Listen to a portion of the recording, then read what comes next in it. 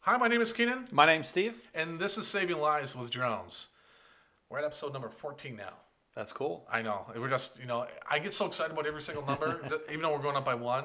Like, I think we're going to throw a party like at 20 or 25. I don't know what we're going to do. Like a milestone. It's going to be like a big milestone. Yeah. I don't know. We'll have maybe, fiesta, Some cake. some cake. Balloons. Cake. There you you know go. what?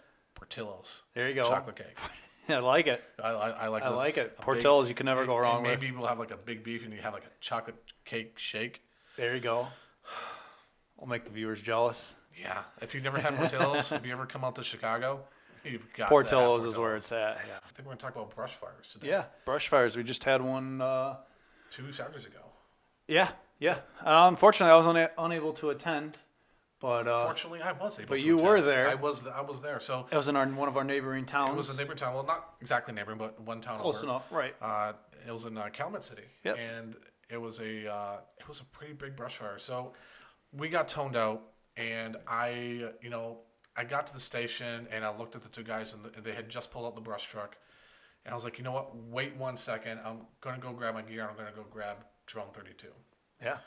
And Which was a good idea. which ended up being a very good idea. So, and they being a new program, they're like, okay, hurry up, go. And I went and grabbed it, and we put it in the back of the brush truck, and I squeezed myself into the back of the brush truck because it's like, this much space. Right. Like, that's it. And back there. And we went and responded to the call, which it took us maybe, like 5-6 minutes to get there because it was, having to shoot down, I think we shot down Torrance, or maybe it was Burnham, I think. Yeah. And we got there, and we pulled in, and it looked like it was a scene of like a California waffle. And I've seen brush fires before, right? And there's like a huge header, but we could actually see the header from where we were, and we were miles away. Yeah. Which for us is unusual for brush fires because we don't get like those big, massive wildland forest fires. That doesn't happen where we're at because mostly it's just grassland fires. Sure. And this was unique because they had 10 to 15 foot cattails. Like this whole area was just loaded with these things. And you could only see like just at the top of the cattails, and you couldn't see what was going on. And there was just this big wall and column of smoke, and it was literally coming across the street. I mean, it looked like like I was watching some type of news, a newsreel about like some type of California fire or something like that, because it literally looked like that. Wow. That's scary too, because you don't know. I was like, wow, this is kind of intense. So Yeah. That stuff burns fast. Oh yeah, it was hot and fast. It was burning fast. The good thing is that it had burnt all the way up to the road, and the burning was actually kind of going backwards because the wind was kind of feeding it, but the burn was actually kind of going slower because it was actually walking backwards because it had already made it to the road and thankfully did not jump the road. Oh, that's good. But even though walking backwards, there was a lot of fuel for it to burn still. Yeah. And there were some businesses back there, and they didn't want to risk, something catching fire or whatnot. So we got our assignment, and it was about 1,000 feet into the woodlands. And I just jumped out of the brush truck, and we were about to find out from Incident Command what they wanted us to do. And Incident Command looked dead at me, and he said, "By the chance, do you have your drone with you?" I'm like, "Why, yes, I do."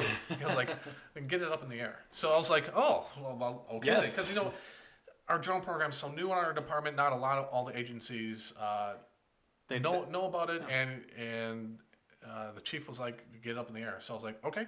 So we got up in the air, and then you could fully see everything that was going on. You could see the just how much was actually burning, what was already burnt, and what needed to be focused on. And it actually helped them actually kind of steer some of the resources because we have 2 brush trucks out there. Our town and another town had a brush truck. Which is probably not enough. I mean, how many feet? It was 40 acres. 40 acres. There you go. It was 40. So there was a lot of. That's a lot to cover. There was a lot to cover, but most of it had already burnt out. I mean, honestly, most of it burnt out. But 10, 15-foot cattails, completely dry because we hadn't had rain in almost felt like months. Yeah. and these flames were 30 feet tall. I mean, they were like power lines that the flames were actually completely encompassing, like not like high tension, but like normal, I don't know, Telephone poles. telephone poles. Wow. And some of those telephone lines melted and actually just fell to the ground. Like the telecommunications lines fell and hit the ground. So like the top lines made it, but you can see the fire was that tall, and they were trying to protect the poles so the poles wouldn't catch fire. Sure. So we were able to see, and and command said, and I was like, hey, it looks like fire's progressing this way, fire's progressing this way. Maybe we should send a brush truck out over here, and they made the proper adjustments to attack it, and it worked out well. And what's interesting is this was truly used just like a tool. It wasn't like we were sitting there flying the entire call. Once we made that assessment and we could see that things were getting more under control, I took the drone and wrapped it up and actually helped in doing the last minute mop up scene. So just like it was a tick, just like it was, your extrication tools, Sure. You're not using them throughout the whole call just as long as you need it. And this really proved that, it isn't so much flying the drone for the coolness factor, but actually using it as a tool. But once you were done with the tool, wrapped it up, put it in the case, put it off to the side, and just went and Sure. to be, because resources. Not an end all be all. It's just It's not an end all be all, but very helpful though. it was very helpful. And it, with our strained resources that we already have in the fire service right now, it just kind of showed that it served its purpose. And then we were able to, put bodies, me myself, back into the mix on things, on helping to finalize and do mop up and whatnot. So, What was the feedback like from the chiefs of so Cal City or in general? it was positive. I mean, it was like, great, thanks. Yeah. I mean, there wasn't anything negative, anything like that. Yeah. I think it's helped open up some eyes. Yeah. I know within our MABUS division, there's talk of putting together a committee now, and kind of like seriously addressing just at a MABUS level. I've been working with this MABUS Illinois level with a working group, which they just submitted to all the other MABUS agencies in the MABUS divisions within the state of Illinois. Oh, very cool. And they submitted this draft guidance.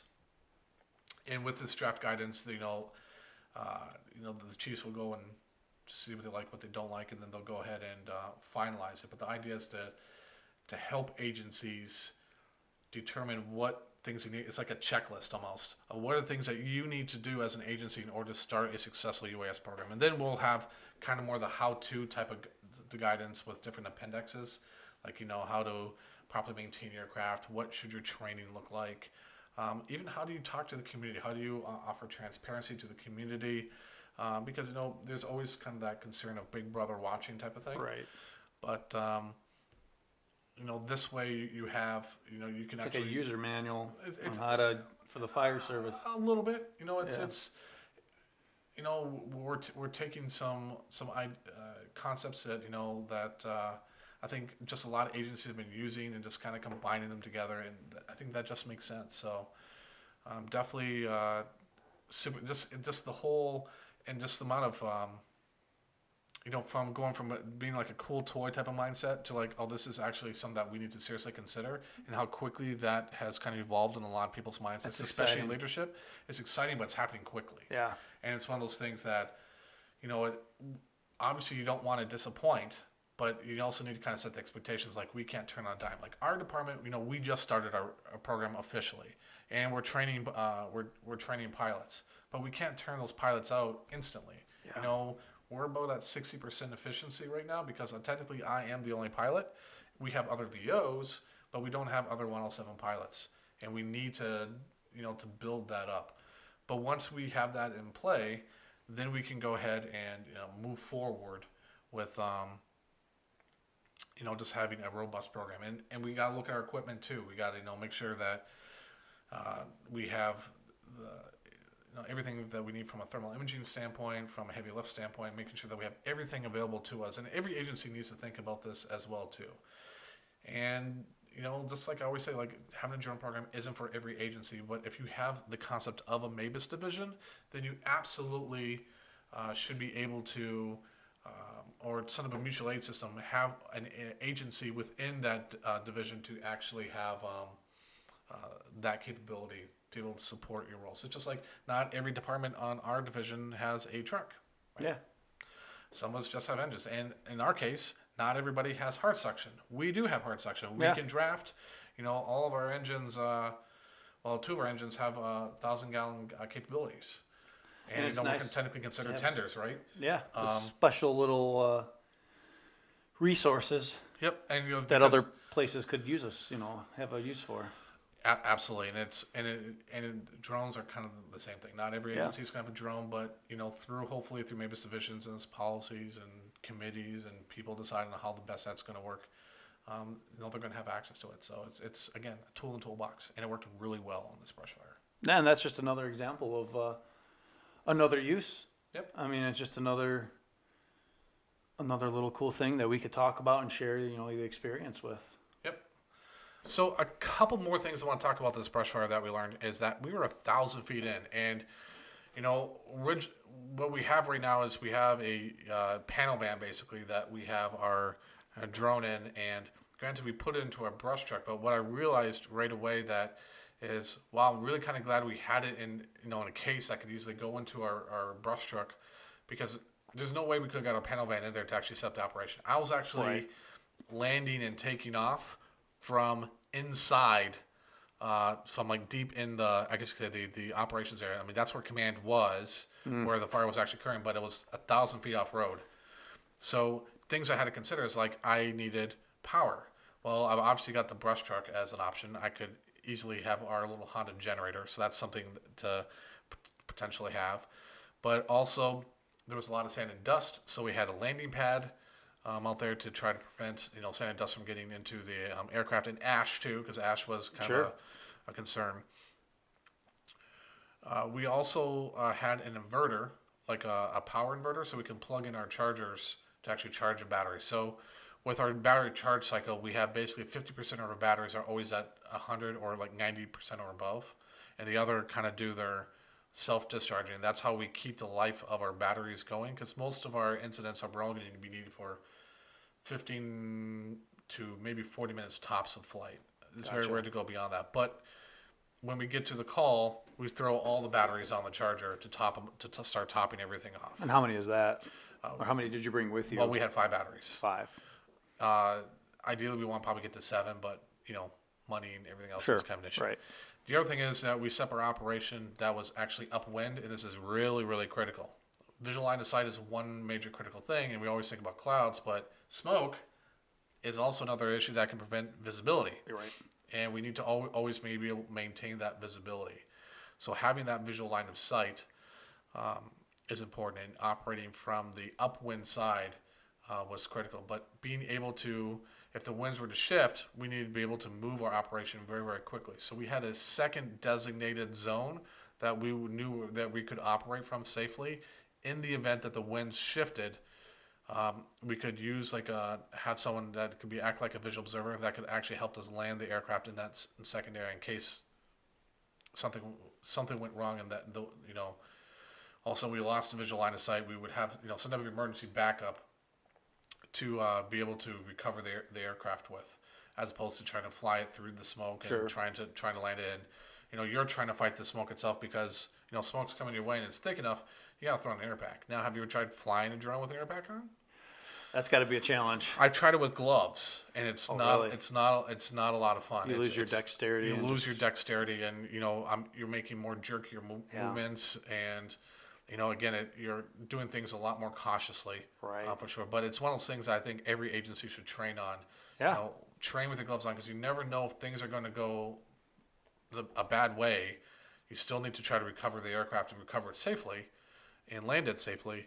You need to be able to hold the control with your gloves on and whatnot. So those are just some best tip lessons that we learned during the call. Sure. Awesome. Just some obstacles that maybe next time, if you go to a brush fire, you could tweak or. Well, we're always going to learn.